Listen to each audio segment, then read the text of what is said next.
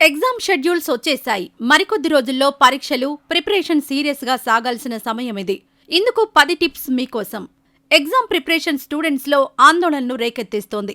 పరీక్షలో వచ్చిన ప్రశ్నలకు టన్నుల కొద్దీ నేర్చుకున్నదంతా వడపోసి ఆ 2.5 గంటల్లో 3 గంటల్లో సమాధానాలు రాయాలి. చాలామంది విద్యార్థుల్లో ఎగ్జామ్స్ అంటే ఆందోళన ఎక్కువగా ఎందుకుంటుందంటే వారు మొదటి నుంచి ప్రిపేర్ కాకపోవడమే. చాలా టైం ఉందిలే అనుకుంటూ ప్రిపరేషన్ అటకెక్కించడమే ఇందుకు కారణం. మరి ఎలాంటి ఆందోళన లేకుండా ఎగ్జామ్ ప్రిపరేషన్ ఎలా సాగాలో ఇప్పుడు చూద్దాం. Study plan. ఎగ్జామ్ ప్రిపరేషన్ కోసం చివరిలో హడావుడి పడ్డం కంటే ముందు నుంచే అప్రమత్తంగా ఉండడం మేలు. పరీక్షల్లో రాణించడానికి ఇది అత్యుత్తమ పద్ధతి. ఒకవేళ ఆలస్యంగానైనా మీరు ప్రిపరేషన్ మొదలుపెట్టే ముందు ఒక స్టడీ ప్లాన్ తయారు చేయండి. ఏది చదవాలి, ఎంత సమయం కేటాయించాలి, దేనికెంత సమయం పడుతుంది అనే ప్రశ్నలకు వాస్తవిక అంచనాలకు తగ్గట్టుగా ఈ ప్లాన్ తయారు చేసుకోవాలి.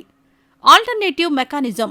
ఒకే సబ్జెక్టుకు ఎక్కువ సమయం కేటాయించడం కంటే సబ్జెక్టులను మార్చుతూ ఉంటే మీ శ్రద్ధ, ఆసక్తి, ఏకాగ్రత పెరుగుతుంది. ఒకేసారి చదవడం సరిపోదు. ఒకేసారి చాలా మెటీరియల్ ముందేసుకొని దానిని చదవడం కంటే ఒక అంశానికి కొనసాగింపుగా పలుమార్లు చదివితే మీకు బాగా గుర్తుంటుంది. బట్టి పట్టడం కంటే ఆయా చాప్టర్లపై అవగాహన తెచ్చుకుంటే పని సులువవుతుంది. ఎంతసేపు చదివామన్నది ముఖ్యం కాదు. పలానా సబ్జెక్ట్ ఇన్ని గంటలు చదివాను, మార్కులు బాగానే వస్తాయి అంటూ ఇలా ఆలోచించడం సరికాదు. సమయాన్ని బట్టి కాకుండా మీరు ఆ కాన్సెప్ట్ అర్థం చేసుకోవడం, దానిని ఎలా తిప్పి అడిగినా సమాధానం చెప్పగలిగేలా సంపూర్ణ అవగాహన తెచ్చుకోవడం ముఖ్యం. అందువల్ల ఎంతసేపు చదివామన్నది కాకుండా పోర్షన్ చిన్న చిన్న భాగాలుగా చేసుకుని పూర్తిగా అర్థం చేసుకోవడం ముఖ్యం. ఒకసారి సమీక్షించుకోండి. ఎగ్జామ్ ప్రిపరేషన్ మీ ప్లాన్కు తగ్గట్టుగా సాగుతోందా, సమయం అటూ ఇటూ అవుతోందా వంటి విషయాలన్నీ రివ్యూ చేసుకోండి. మీరు ఆశించిన ఫలితం ఉంటే సమయం కాస్త అటూ ఇటూ అయినా పెద్దగా వర్రీ అవసరం లేదు. మిగిలి ఉన్న వ్యవధిలో చదవాల్సిన సబ్జెక్టు పూర్తవుతాయా, స్టడీ ప్లాన్ మార్చుకోవాలా వంటి అంశాలు చెక్ చేసుకుని ఆ మేరకు సర్దుబాటు చేసుకోండి. చిన్న బ్రేక్ తీసుకోండి. ఎగ్జామ్ ప్రిపరేషన్ భారంగా కాకుండా ఉల్లాసంగా సాగాలంటే మీకు తగిన బ్రేక్ అవసరం. అంటే ఉత్సాహాన్ని, ఉల్లాసాన్ని ఇచ్చే ఆటపాటల వైపు అప్పుడప్పుడు దృష్టి పెడితే మీ కష్టం మర్చిపోతారు. పాత ప్రశ్నాపత్రాలు పరిశీలించండి. టన్నుల కొద్దీ ఉండే అధ్యాయాలను చూసి జడుసుకోకుండా పాత క్వశ్చన్ పేపర్లు తిరగేసి వాటిలో ఎలాంటి ప్రశ్నలు అడిగారు, ఏ చాప్టర్లకు ఎంత ప్రాధాన్యత ఇచ్చారు వంటి అంశాలు గమనించండి. ఆయా పాఠ్యాంశాలపై ఎక్కువ దృష్టి పెట్టండి.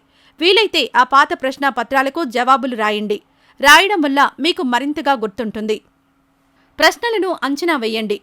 పాత ప్రశ్నాపత్రాలు విశ్లేషించడం ద్వారా గానీ లేక పాఠ్యాంశాలకున్న ప్రాధాన్యత గుర్తించడం ద్వారా గానీ మీరు ఏ ప్రశ్నలు వస్తాయో అంచనా వేస్తూ వాటిపై ఫోకస్ పెంచండి. కానీ వీటిని మాత్రమే చదివి మిగిలినవి విస్మరించకండి. వీటికి సంబంధించి సంపూర్ణ అవగాహన కలిగి ఉంటే ప్రశ్న ఏ రకంగా ఉన్నా జవాబు బాగా రాయగలుగుతారు. రివిజన్. ఇలా ఒక్కో పాఠ్యాంశం రివిజన్ చేస్తున్నప్పుడు ఆయా టాపిక్స్ను నోట్బుక్లో రాస్తూ ఉండండి. ఇంకా అర్థం కానివి, మరోసారి చదవాల్సిన టాపిక్స్ ఏమైనా ఉంటే ఒక పక్కన రాసుకోండి.